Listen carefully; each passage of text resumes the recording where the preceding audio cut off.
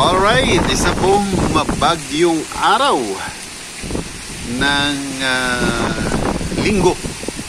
Ngayon pong November 9, 2025. Pinapakita ko po sa inyo ang kalagayan ng panahon.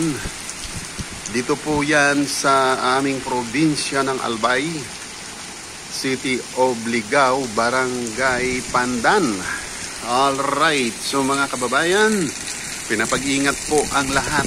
Halos po itong buong Luzon ay dadaanan.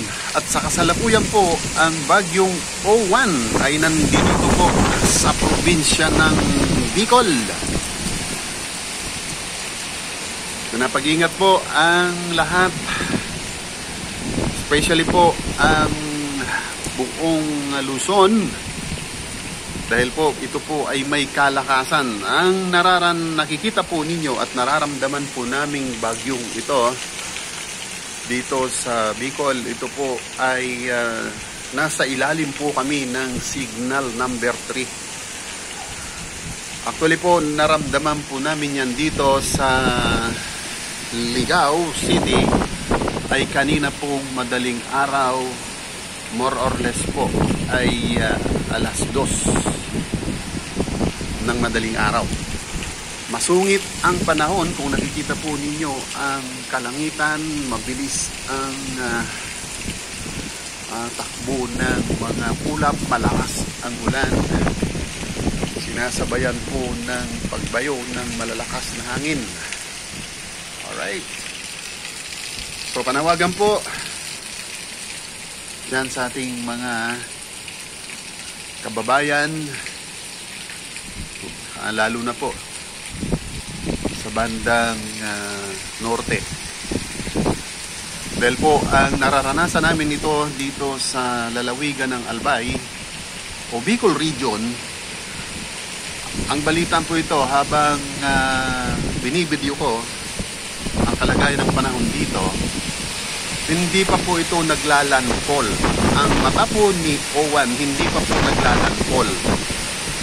Ito po ay yung kanya lang na sakop sa lawak ng kanyang diametro, na sakop ng kanyang bagyo, ay sakop ng kanyang ng dadaanan sa sobrang lakas. Ito po ay nararamdaman na. Hindi po ito ang sintro o hindi po ito ang mata ni O1. Alright, so tinataya po, ayon po sa Pag-asa, ay maglalandfall ang bagyong ito ay mamaya pang tanghali. O imagine po, 7:45 ang video ko po at itong tinitingnan po yan, lakas ng hangin na yan. How much more po ang sintro nito at ang paglandfall nito sa bahagi po yan ng Aurora at Isabela. Diyan po yan along the way of Mountain Province. So sa mga kababayan po natin dyan ay mag-ingat po kayo, especially po dyan sa Aurora, Kasiguran. Nandyan po ang ating kaibigan, ating pong community member ni Dan TV Vlog, Pirata o si Memoir Vlog. Yes, ingat. Ludes Pirata Vlog PH. Ito po ay napaghandaan po natin, maybe dahil po ito ay binabalita na bago pa man dumating ang ganitong sakuna o bagyo. Okay, so sa ilang araw ko na po dito sa Bicol, ilang bagyo na po ang mga dumaan, like Tino, yung meron pa mga, siguro po ito ay pang 5 typhoons itong si O1. Ngayon lang po tumama dito po sa aming kinaroroonan. Naramdaman, nakikita ko po ang nangangalit bukso ng hangin ni O1. Alright, so challenge din po ito doon sa akin pong pinatayong bahay kubo. So, hindi po problema yon. Ang mahalaga po ay ligtas tayo, nakasafe tayo sa ating mga tahanan, nakapaghanda sa anumang kaganapang ito. Alright, ayan, nakikita po ninyo kung gaano kalakas yung bagyong Rowan dito po sa aming lugar. Ulit po natin, ang kinaroroonan ni Kuya Dan ay Barangay Pandan, City of Ligao, probinsya po ng Albay.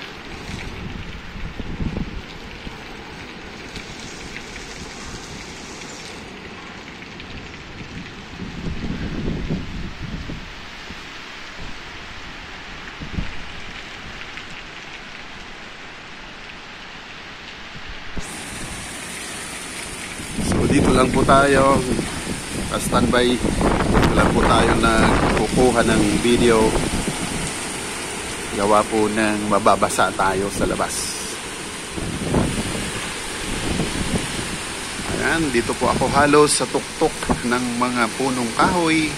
Mga sari-sari pong prutas yan. Ayun yung star apple, ang daming bunga. Pero po, ayan, binabagyo po siya.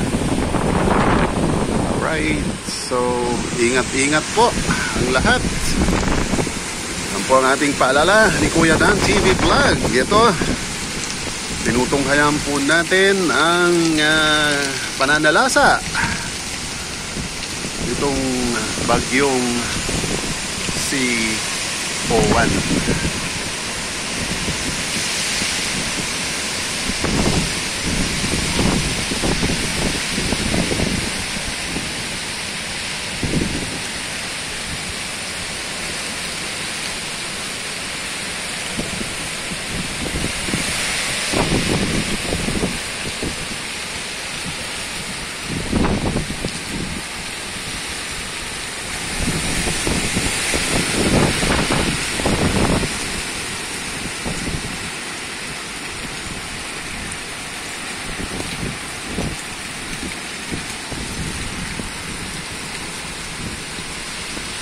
Alright, kung inyo pong napapansin, sabay sa malakas na ulan, ang malakas na hangin.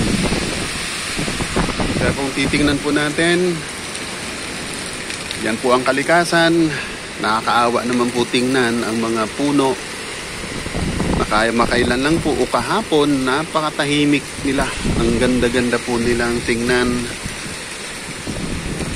Na para pong walang naging istorbo sa kanilang sungit ng panahon. Subalit po ngayon, ayan, yung mga nyog halos po ay humalik na sa kapwa puno niya. Ito pong napakagandang kamansi dito po sa may terrace, dito po sa third floor. Ito pong pinutuluyan po rito ay halos lasog-lasog na. Nagbagsakan na yung ibang mga bunga. Alright, tulad po niyan, ayan, naghahalikan na sila, nagkakapagdikit-dikit na. Okay.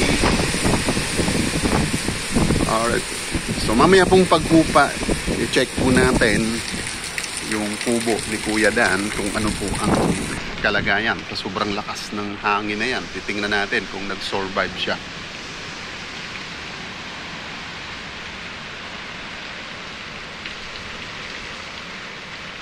Ulit muling mula po dito sa Ligao City, probinsya po ng Albay. Inyo pong lingkod ay pansamantalang magsa-sign off para po mag-check po tayo sa palibot ng ating kabahayan kung mga ano-ano man pong mga hindi inaasahang kaganapan dahil nga po dito sa lakas ng bagyong Owen. Okay, mega love shoutout po sa ating pong mga taga-subaybay, sa ating pong mga mahal na member ng ating Dan TV Vlog, sa ating pong mga super chatters dyan. Ay ingat po kayo, especially po doon sa mga taga-subaybay po natin, mga sumusuporta po sa atin. nadadaanan din po ng bagyong ito. Alright, God bless us all. Continuous praying. God bless Philippines. Sana po Lord ay wag naman po sana sa inyo pong awa sa aming pong bansang Pilipinas, sa aming pong mga kababayang Pilipino na humupa na po ang bagyong ito.